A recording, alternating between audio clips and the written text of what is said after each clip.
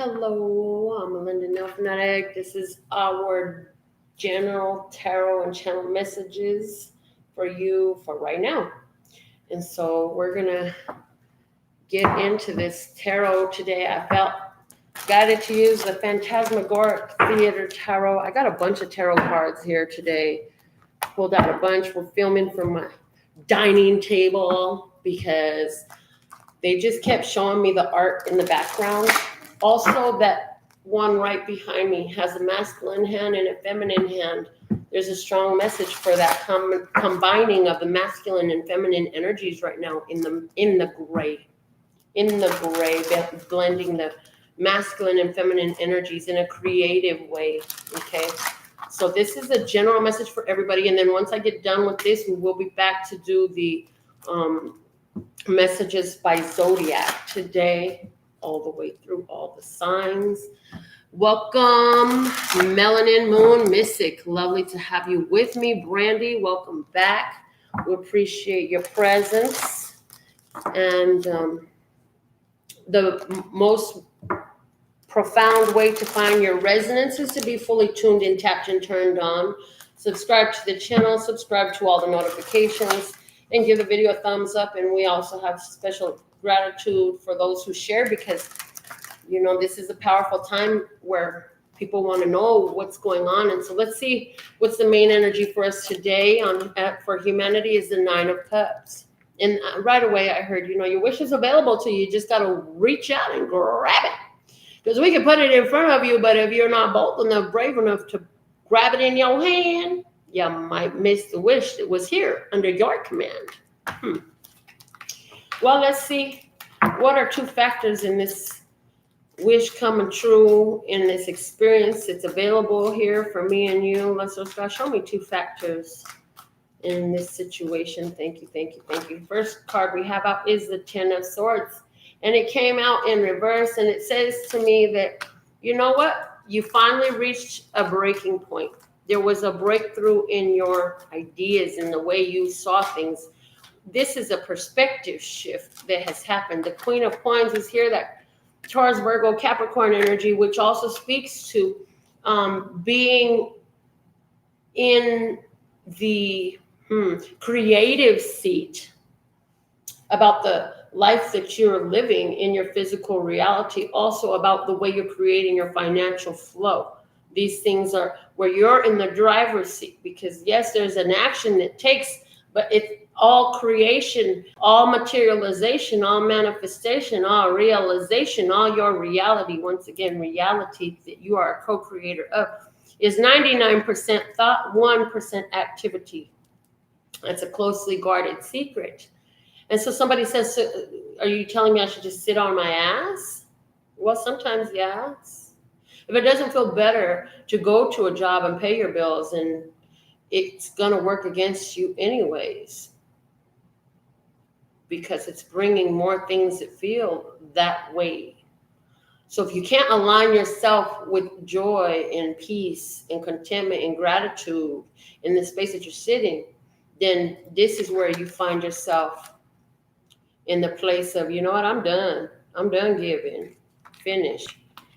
That breakthrough energy comes through. That's what's available now for me and you. Let's see how this is trying to affect our physical reality. How is this energy today trying to affect our physical reality? And we have the Grand Master, Major Arcana 5, the Hierophant in most decks, saying this is about life lessons. This is about life lessons. This is about creating a physical stability. This is about creating financial stability. This is about your education. This is about your spiritual beliefs and connection. This is about the rights and wrongs. And then that song, that's why they woke me up to that song. It's Casey Musgraves, and it's called Follow Your Arrow. It says, if you save yourself for marriage, you're a bore. If you don't save yourself for marriage, you're a horrible person. And the whole song goes through these things and the judgments that society brings about whether you do this or that. It talks about, If you don't go to church, then go to hell, or you'll go to hell. And then it's like, if you're the first one in the first row, then you're a self-righteous son of a, you can't win for losing you, but you just, you'll just disappoint them. Just because you can't beat them, don't mean you should join them. So it's like, do what you want to do. Love who you love. Follow your arrow. You have to follow your arrow. You have to do what works for you. These are the life lessons that are coming through. It's time to take the life lessons from where we're at and realize that to get what we want, we got to be done with the things that cause us frustration, worry, and pain and misery, and create someplace in things that we want to gain. And the queens, they are the intuitive, they are the receptive energy. So creating from your ability to communicate spiritually is strong here. So let's see, what is the advice that we have for us at this time, listeners, God, for this life lessons that we're to learn? What is the advice? This is the one that wants to come out. The 8 of Swords. The 8 of Swords. This person is proudly standing blindfolded. And there's all these swords where he could look out from his place of darkness. So this card is a card in some places of feeling stuck, just like the video I just made was titled Stuck in the Desert, because the advice is, where do you want to be stuck at? This being in the advice place is you could feel stuck or you could feel focused. Do you want to be stuck, or how can you focus that energy? Because it's not about what you see. That's why he's blindfolded. There are many ideas out there. You can choose and pick which ones you choose to allow into your mind. Doesn't matter what ideas are floating out there. There are many opportunities out there, but if you're refusing to see them, if you're refusing to look at them and you want to stay in this stuck energy of nothing's working for me, this is all a problem, I don't ever get what I want, because for somebody this is about not ever getting what they want, with the wish card coming here saying, when it said it's sitting on the table, are you willing to reach out and grab it, right? So are you choosing to be focused on, I'm stuck in the desert, or am I really stuck? I'm just in the desert right now. The tow truck will be here and he'll find us anyway, anyhow. He's going to find us. We're getting out of here today. The bottom of the deck is the Page of Cups. And so here,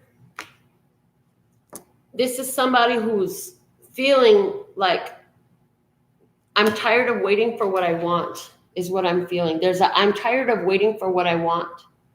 And somebody really was feeling tired of waiting for what they want, but they're realizing now, you're realizing now how you can have what you want.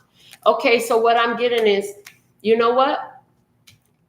I realize in life that it's on some level you have what you want. Somebody wants to have a whole business doing this and that, but how can you embrace the part of it that you have now? It's okay here. Thank you. That's a much better example that works better every time. Okay. So even to move into this house that I'm in, I had an apartment and it was really cramped and had a lot of people in there that were living with me, a bunch of children, So I realized that I can't get to the house that I want and I deserve and I'm worthy of, that's in my wishes right now, without appreciating where I'm at somehow. Because when I say I don't have it, that separates me from it even more, because that's how this power of focus is. So how can I have the having of it now? Where do I have it now is in a powerful position to put yourself in. And so what I did was I laid in the dark and I took stock of the qualities and the properties of where I was and the characteristics of my life experience where I was that I appreciated, knowing that I will have the space that's more sufficient. in the future. I didn't belittle or degrade or talk shit about or ignore any of the good qualities about where I was. And I didn't bring up any of the things that I didn't like about it while I did this meditation. I just laid in my bed in the night and I gave gratitude and appreciation that everybody has their own room. We have more than enough space for all of our things. Okay, so at that time, as I'm saying this, like they're even showing me, we had everything shoved in. It was packed fucking tight, but hey, there was space for it, right? Everybody had their own room, but they were tiny. I didn't pay attention to the tiny. I didn't pay attention to how tightly packed in everything was. I paid attention to the fact that we had it. We had the space. We had room for our belongings. We had each other. We had great meals there. Our doors locked so we could feel physically secure. We had convenient parking right outside our door. It was a community parking lot. And there was people upstairs, but I didn't pay attention to all that. I paid attention to only the qualities of where I was that I know match that dream home. Because I knew in my dream home, everybody would have their own room. We'd have more than enough space for everything. So just the appreciation of I have enough space. Everybody has their own room. I knew I would have a garage and a driveway and plenty of parking on the street. And so I paid attention to, I'm grateful that I have close, accessible parking for my vehicles. And I appreciated having a place outside where the children could play. It didn't have no gates. It wasn't perfect. But I didn't pay attention to that. I paid attention to having the space. And now I have a home with space where the children play, both inside and outside. And at the time, my living room was a freaking jungle gym for the kids. Like we had baby swings and baby slides and baby tunnels and baby ball pits and oh my God, baby toys everywhere. Like the babies had their baby playland in my living room for the longest. So I appreciated that I had room in my home for the babies to play with their toys. And then when we got to the new house, man, it thrills me still to watch my grandsons pick up speed on their bikes and while they're running down this long ass living space that I have that's wide. They can ride their bikes in my house. And yeah, I know that's not what most grannies allow. But you know what? It's hot in Las Vegas. I don't want my grandsons out there sweating it up and all that stuff getting burned by stuff. Baby, ride your bike in grandma's house. Ride your bike in grandma's house. That's how I always have had them, you know. And the only thing, I'm still on the balls. But even in this house, like, dude, they have a big old basketball hoop, right? And there's an area around the hallway by the third and fourth bedrooms and the other bathroom where there's nothing in danger of being hurt. So for a while, I even had their basketball hoop set up in the house and they could, man, Princess, throw some hoops. That boy is good. So I'm talking about that because where are you focused? Are you bringing it in or are you pushing it further? Because it's an option we have. So let me just quickly, I'm going to spread this words of clarity and see what's the word of clarity for us today. We got expect. Ooh, expect. They're letting us know if we do this work, we're going to be able to expect some things. And we should be expecting some things. Wow, look at that. Because of the peace that's been made. That is not at all synchronistic with everything I've just been saying, is it? I don't know what you think.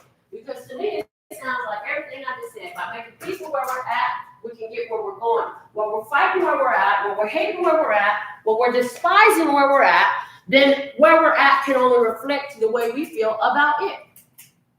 So let's see what's the flashcard for us today. And I'm going to do this the same way. I'm going to cut that, spread it. And here's the flashcard today. We have the pencil. Taking your power back, write your new story. The bottom of the deck we have the 5 butterflies, transformation, 5, that pivoting point. This is about pivoting the thought to create a different experience. So, with all that being said and done, this has been our general tarot reading. Now I'm going to get into your zodiac signs. Okay, I'm going to get into your zodiac signs. So make sure you keep refreshing my channel. I'm going to be doing 13 videos because we even provide for a fucus here. So, guys, stay tuned and tapped and turned on. And I'll be back. And to get your personal reading, go to the website, okay? I love you. Till next video. Okay.